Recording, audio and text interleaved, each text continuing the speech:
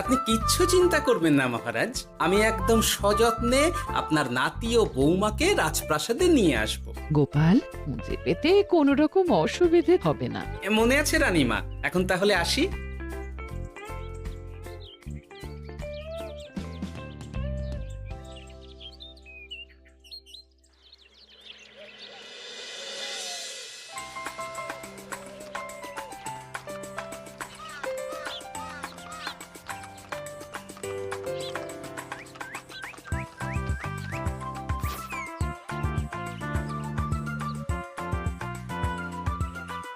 এসো এসো বৌমা, এসো। আরে আমার নাতি বাবু যে। বৌমা, পথে আসতে কোনো কষ্ট হয়নি তো? এইটুকু পথ আসতে কোনো রকম কষ্ট হয়নি মা। গোপাল কাকা এত ভালো যে কি বলবো। যাক যাক, গোপাল তাহলে আরো একবার আমার মান রাখলো। যতদিন গোপালের ধরে থাকবে তার প্রাণ, সে ততদিন মহারাজের রাখবে যে মান। হ্যাঁ মহারাজ, আমি থাকতে আপনি একদম চিন্তা করবেন না মহারাজ। বেশ বেশ বেশ। আমি তাহলে এখন আসি, কেমন? আরে আরে, কোথায় যাচ্ছ গোপাল? একেবারে মধ্যাহ্ন ভোজনটাও সেরে যাও। ও, ভোজনের ব্যবস্থা আছে? তাহলে তো থাকতেই হবে। ওই ভোজনের কথা শুনেই গোপালের জিভের ওজন বেড়ে গেল। তুমি থামো তো মন্ত্রী, আসলে আজ বিকেলেই আমাদের কুল গুরুদেব আসছেন। তোমরা সবাই থেকো, আজকেই নাতি বাবুর অন্নপ্রাশনের দিনটা স্থির করে নেব। এ তো বেশ ভালো কথা। বেশ তাহলে, বেশ ভালোই হলো। রোজ বাড়িতে খেতে খেতে জিভে একেবারে চড় পড়ে গিয়েছিল। বহুদিন পরে রাজবাড়ির পোলাও কোরমা খেয়ে পেট ভরাবো।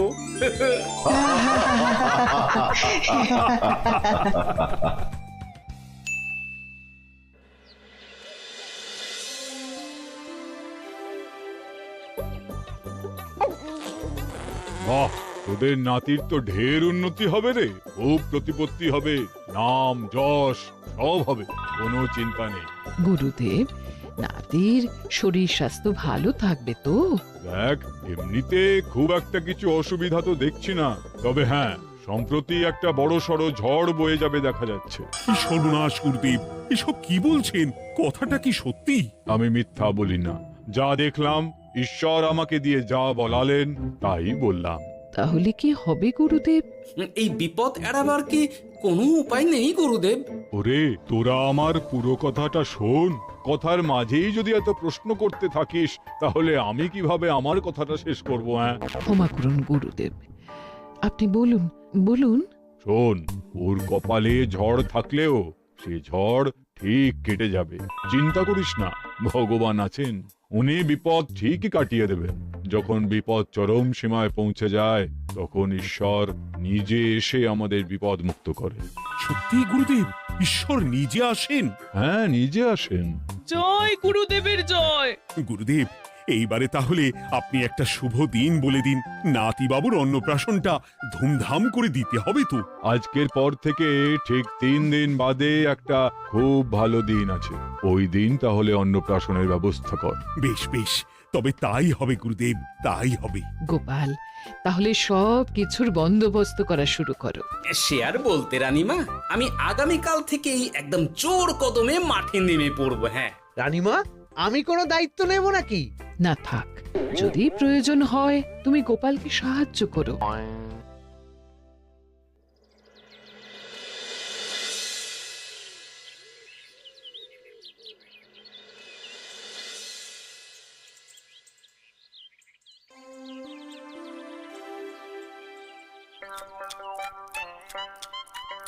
অপূর্ব হয়েছে রান্নাগুলো। সুযোগ পেয়েছে, একেবারে 3 দিনের খাওয়া খেয়ে নিচ্ছে। সুযোগ কি কেউ ছাড়ে মন্ত্রী মশাই? এই আপনি বলুন না, যখনই সুযোগ পান কোষাগার থেকে একেবারে থলি ভরে ভরে মোহর সরিয়ে। থাক, মুখ বন্ধ করো, আমার ঘাট হয়েছে বলাটা। তুমি বাবু মন প্রাণ ভরে খাও, কেমন? মহারাজ, এই রকম একটা খুশির দিনেও আপনার মুখে হাসি নেই কেন? আসলে নাতি বাবু তো আর 2-1 দিন পরেই চলে যাবে, সেই কারণেই মনটা বড্ড ভারাক্রান্ত হয়ে রয়েছে। তা তো ঠিকই, আমাদের ছেলেটা আসতে পারলো না, যাও বা নাতি এলো, তাও তো এই কটা দিন কি আনন্দেই না কাটলো। আচ্ছা রানী, আমরা যদি আমাদের কাছে আরো কদিন নাতিবাবুকে রেখে দিই তাহলে কেমন হবে? মানে বৌমাকে তো ফিরতেই হবে। বিদেশে আমাদের খোকার কত কাজ বলো তো। আরে বাবা, বৌমা না হয় ফিরে গেল, নাতিবাবু কদিন আমাদের কাছে থেকে গেলে কি এমন হবে? কিন্তু দেখো না বৌমা, আমাদেরও তো একটু ইচ্ছে হয় নাতিপুতিদের নিয়ে খেলবো, আদর করব। দেখো না।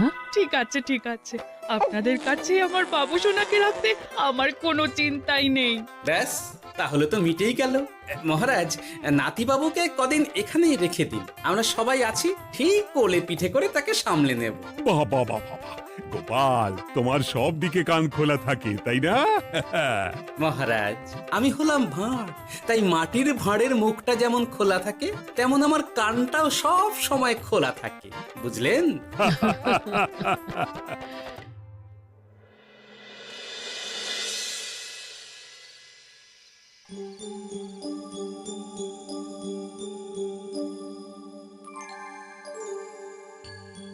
কি ব্যাপার মহারাজ, আপনি এখনো শোননি কেন? শরীর খারাপ করছে নাকি? না রানী, একটা কথা খুব ভাবাচ্ছে বুঝলে। কি কথা মহারাজ? এই যে সেদিন গুরুদেব বললেন না, যখন গভীর বিপদ আসে তখন ঈশ্বর নিজে আসেন বিপদে মোকাবিলা করার জন্য। হ্যাঁ মহারাজ, বললেন তো। আচ্ছা, ঈশ্বর কি বিপদে সত্যিই নিজে আসেন? কিন্তু তিনি নিজে তো বিশাল শক্তিধর, ক্ষমতাবান, তাহলে তিনি নিজে না এসে অন্য কাউকে পরিস্থিতির মোকাবিলা করতে পাঠান না কেন? মহারাজ, ঈশ্বর কখনো কখনো নিজেই হয়তো আসেন, অথবা কখনো কারো দ্বারা বিপদ খণ্ডন করেন। ব্যাপারটা খুবই সহজ মহারাজ। না না, কিন্তু আমার মনে হয়। মহারাজ, আপনার কি মনে হয় আমি জানি না, তবে আমার যা মনে হয় আপনাকে বলেছি। আগামীকাল একবার সভাসদদের প্রশ্নটা করতে হবে, দেখি তারা কি বলে। আগামীকাল সকালে আবার বৌমা ফিরে যাবে।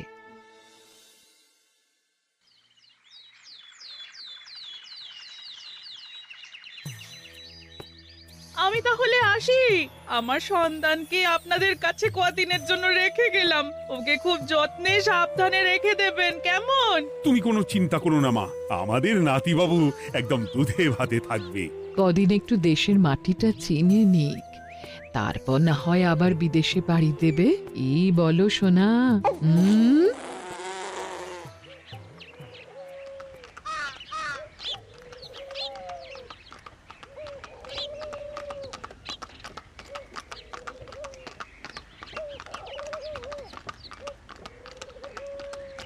বৌমা তো চলে গেল, এইবারে তাহলে আমরাও যাই। আজকেও নিশ্চয়ই বৌমার ফিরে যাওয়া উপলক্ষে রাজসভা বন্ধ থাকবে। ভুলেও এই সব কথা ভেবো না মন্ত্রী। চলো এইবারে সবাই রাজসভায় চলো, তোমাদেরকে একটা খুবই গুরুত্বপূর্ণ প্রশ্ন করব। সেরেছে, মহারাজ আবার কি প্রশ্ন করবেন ভগবান জানে। সবাই রাজসভায় এসো।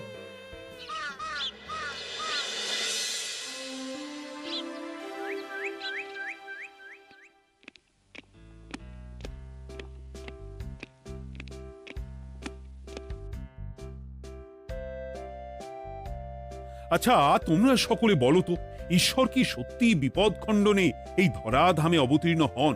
আচ্ছা, তাই যদি হয় তাহলে ঈশ্বর নিজে না এসে তার প্রতিনিধি হিসেবে অন্য কাউকে বিপদ খণ্ডন করতে পাঠান না কেন? হ্যাঁ হ্যাঁ, ঠিকই তো। কেন কেন, ঈশ্বর তো মহাশক্তিধর, উনি চাইলেই যা খুশি তাই করতে পারেন। মহারাজ, আমাদের যেমন ইচ্ছে হলে আমরা খাই দাই ঘুমাই ঘুরে বেড়াই, ঠিক সেই রকম ঈশ্বরেরও ইচ্ছা হয় নিজে নেমে এসে জগতের কল্যাণ করার। না না না, আমি কিন্তু আমার প্রশ্নের যথাযথ উত্তর পেলাম না। এই গোপাল, তুমি কিছু বলো না, একদম মুখে কুলুপ দিয়ে বসে আছো কেন? হ্যাঁ, না মহারাজ, মুখে কুলুপ দিয়ে নেই, আসলে খিদেতে পেটে ছুঁচো দৌড় দিচ্ছে। বেশি কথা বললে খাটনি হবে, আরো খিদে বাড়বে, তাই চুপ করে আছি আর কি। ইস, শুধু খাওয়া আর খাওয়া, সব সময় শুধু খাওয়ার চিন্তা। গোপাল, ছি, লজ্জা করে না? এমন একটা গুরুত্বপূর্ণ সময়ে তুমি আমার প্রশ্নের উত্তর না দিয়ে মনে মনে খাবারের কথা ভাবছো। আসলে মহারাজ, ওই না খেলে যে মাথাটা কাজ করে না, পেটে খিদে মুখে লাজ, এমন করলে তো মগজটাই পুরো ঘেঁটে ঘ হয়ে যাবে মহারাজ। বেটাকে তাড়িয়ে দিন, যাও যাও গোপাল, আমার রাজসভা থেকে এক্ষুনি বিদেয় হও দেখি। যাও যাও, তুমি যাও। যার সব সময় শুধু খাওয়ার চিন্তা, এমন পেটুককে সভায় রেখে আমার কোনো কাজ নেই। কিন্তু মহারাজ, চুপ, একদম চুপ। তুমি যাও গোপাল, যাও। যদি কোনোদিনও উত্তর খুঁজে পাও তবেই আবার এই সভায় তোমার মুখ দেখিও।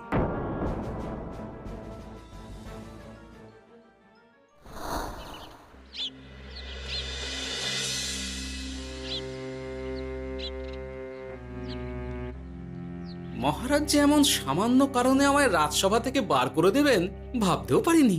এখন কি যে করি, একে তো মাসের শেষ, সংসারে তুমুল টানাটানি। এক কাজ করি বরং, গিন্নিকে নিয়ে কদিন শ্বশুর বাড়ি চলে যায়, কদিন পায়ের উপরে পা তুলে আরাম করে আয়েশ করে দিন কাটাবো। হ্যাঁ, তাই করি।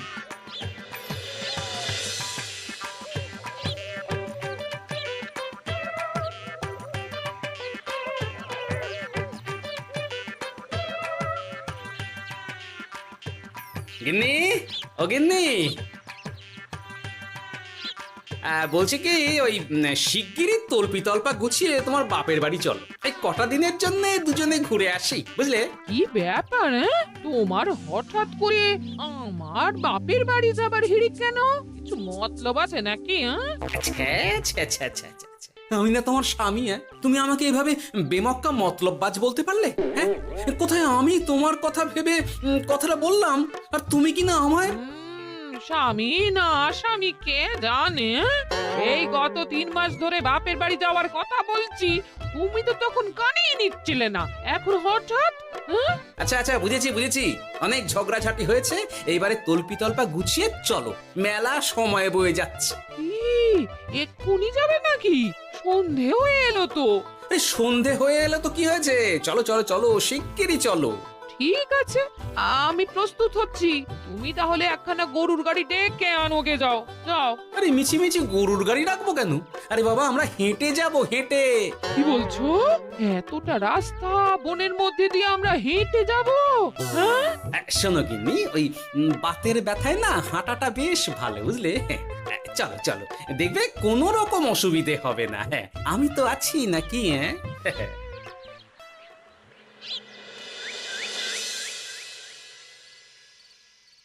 বাবা, হ্যাঁ, বনটা বেশ ঘন। বলি, এই সময়ে এই বনের মধ্যে দিয়ে কেউ হেঁটে যায়? মেলা গজগজ না করে চুপচাপ এসো দেখি। ও মা গো, বাবা গো, বাবা গো, কি লাগাটাই না লাগলো গো। আরে, তোমার থেকে আমার বেশি লেগেছে, যাখানা ধাক্কা মারলে। কি করবো? গিন্নি আমায় ধাক্কা মেরে ফেললো বটে, কিন্তু আজ আমি মহারাজের প্রশ্নের যথাযথ উত্তর পেয়ে গেলাম। বেড়াল ছানাটিকে বাঁচাতে কোনো কিছু না ভেবেই কিভাবে বেড়ালটা ওই বাঘা কুকুরটার দিকে তেড়ে গেল। হ্যাঁ, তার মানে বিপদে পড়লে সন্তানকে বাঁচাতে না, আমাকে এক্ষুনি একবার রাজপ্রাসাদে যেতে হবে, রানীমার সঙ্গে কথা বলতে হবে। আরে আরে আরে আরে, ওদিকে কোথায় চললে গো? ওদিকে তো তোমার শ্বশুর বাড়ি নয়। আরে বাবা, আমার নয়, তোমার শ্বশুর বাড়ির দিকেই আবার যাচ্ছি, বুঝলে? তার মানে আমরা আর যাবো না? না না, পরে যাব, তাড়াতাড়ি এসো দেখিনি। এ কি রে বাবা, লোকটার মাথাটা কি গেছে নাকি? কখন যে কি করছে নিজেরই ঠিক নেই, যত সব।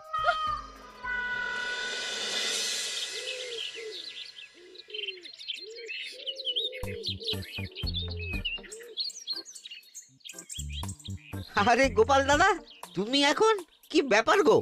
আমি একটু রানীমার সঙ্গে দেখা করতে চাই, খুব দরকার। কিন্তু এখন তো সকলে ঘুমাচ্ছে, তাই আমি তো এখন তোমাকে ঢুকতে দিতে পারবো না। আরে অযথা কথা না বলে পথ ছাড়ো, ভিতরে ঢুকতে দাও। গোপাল দাদা, তুমি এই সময় ওই ঢোকার জন্য অহেতুক জেদ করো না। তাছাড়া আমি যতদূর জানি তোমায় তো মহারাজ তাড়িয়ে দিয়েছিলেন, তাহলে আবার বহাল হব, চিন্তা করো না, দয়া করে এখন ঢুকতে দাও। গোপাল দাদা। আহ বেয়াদা, এই এই কি ব্যাপার?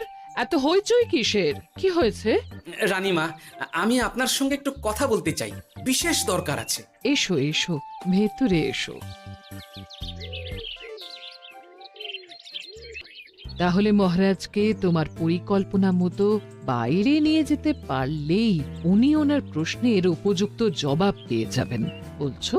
সে ব্যাপারে আপনি 100% নিশ্চিত থাকুন রানীমা। এখন আপনি শুধু আমার পরিকল্পনা অনুযায়ী মহারাজকে নৌকা বিহারে যেতে রাজি করান। তারপর কি হয় সেটা আপনি নিজেই সচক্ষে প্রমাণ পেয়ে যাবেন। তোমার উপরে আমার অগাধ আস্থা গোপাল। ঠিক আছে, তুমি যেমনটা বললে ঠিক ওইভাবেই আমি নৌকা বিহারের ব্যবস্থা করছি। রানীমা, দেখবেন এই পরিকল্পনাটা যাতে কোনোভাবেই পাঁচকান না হয়, তাহলে কিন্তু সব ভেস্তে যাবে। নিশ্চিন্তে থাকো গোপাল, কিচ্ছু হবে না, নিশ্চিন্তে থাকো।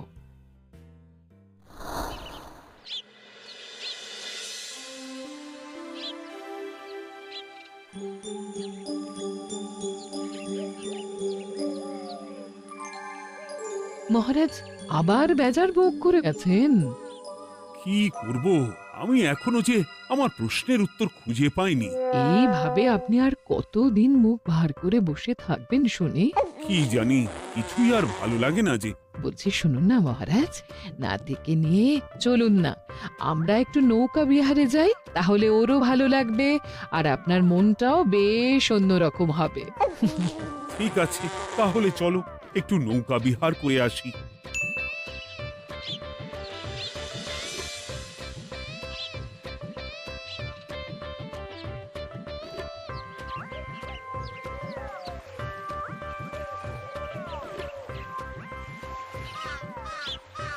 এই তো মহারাজ, আসুন আসুন, সেই কখন থেকে আপনার জন্য অপেক্ষা করছি। এ কি গোপাল, তুমি এখানে? কি ব্যাপার? তোমার সঙ্গে তোমার স্ত্রীও আছেন দেখছি। মহারাজ, কতদিন আপনাকে দেখিনি বলুন তো, তাই আজকে একদম সস্ত্রীক চলে এলাম। চলুন চলুন, সকলে মিলে নৌকো বিহার করে আসি। কিন্তু আমি তো তোমাকে তাড়িয়ে দিয়েছিলাম, তারপরেও তুমি। মহারাজ, অনেক তো হয়েছে, এখন এসব কথা ছেড়ে নৌকোতে টুকুস করে উঠে পড়ুন দেখি। কিন্তু মহারাজ অযথা দেরি করবেন না, চলুন উঠে পড়ুন।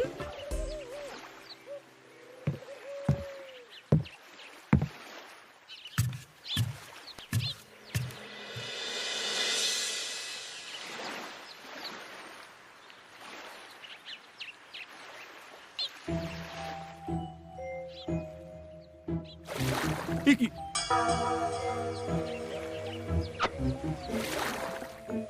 এই নাও, দেখো দেখো, ও কোনো সাড়া শব্দ করছে না কেন? সারা শব্দ করবেন না মহারাজ, মানে এসব কি বলছো? এই পুটুলির ভেতরে তো আপনার নাতি নেই, এখানে নাতির বদলে রয়েছে একখানা খেলার পুতুল। এসব কি বলছো তুমি? এইটা যদি পুতুলি হয় তাহলে আমার নাতিবাবু কোথায়? হ্যাঁ, আপনার নাতি এইখানে একদম সুরক্ষিত অবস্থাতেই আছে। যাক বাবা, আমি যে কি ভয় পেয়ে গেছিলাম তার কি বলবো। কিন্তু রানী, তুমি আমার সঙ্গে হঠাৎ কেন এমন ছলনা করলে? হ্যাঁ, আমার কথাই মহারাজ। কেন? আসলে আমি আপনাকে এই ঘটনার মধ্যে দিয়ে আপনার প্রশ্নের আসল উত্তরখানা দিতে চেয়েছিলাম, তাই। গোপাল, কি বলতে চাইছো একটু খুলে বলো তো। আপনি জানতে চেয়েছিলেন যে ঈশ্বর যেহেতু বিশাল ক্ষমতাধর, তাই সন্তানের বিপদে তিনি নিজে না এসে অন্য কাউকেও তো তার প্রতিনিধি হিসাবে বিপদটা কাটাতে পাঠাতে পারেন। হ্যাঁ, কিন্তু তার সঙ্গে এই ঘটনার কি সম্পর্ক শুনি? মহারাজ, পুতুলটি যখন জলে পড়ে গেল তখন আপনি সেটিকে নিজের নাতি ভেবেই একবারও কারুর জন্য অপেক্ষা না করে, নিজের প্রাণের তোয়াক্কা না করে নাতিবাবুকে রক্ষা করলেন। মহারাজ, আমরা ঈশ্বরের মানব সন্তান, ঈশ্বর আমাদের সকলের হৃদয়ের ভিতরে বসবাস করে, তাই বিপদ হলেই তিনি ছুটে আসেন, কখনো নিজে, আবার কখনো বা কোনরূপ প্রতিনিধি মারফত। তাই ভবিষ্যতে আর কোনোদিনও ঈশ্বর সম্পর্কিত কোনরূপ সংশয় মনে রাখবেন না, কেমন? সাধু সাধু, ধন্য তোমার বুদ্ধি হে গোপাল। সত্যি যেভাবে তুমি একটা ঘটনার মধ্যে দিয়ে আমায় আমার প্রশ্নের উত্তরটা ব্যাখ্যা সমেত, তার কোনো তুলনা হয় না। তোমার যে আর কিভাবে প্রশংসা করব তাই ভাবছি। মহারাজ, আমার আর প্রশংসা না করে ওই পেট পুরে একটু ভালো মন্দ খাওয়ান তো দেখি, তাহলেই হবে, আর কিচ্ছু চাই না। আচ্ছা আচ্ছা, বেশ বেশ, তাই হবে। আগামী 7 দিন তোমার সস্ত্রীক সহ রাজবাড়িতে দুবেলা আহারের নিমন্ত্রণ থাকলো, কেমন? ব্যাস, আর কি চাই?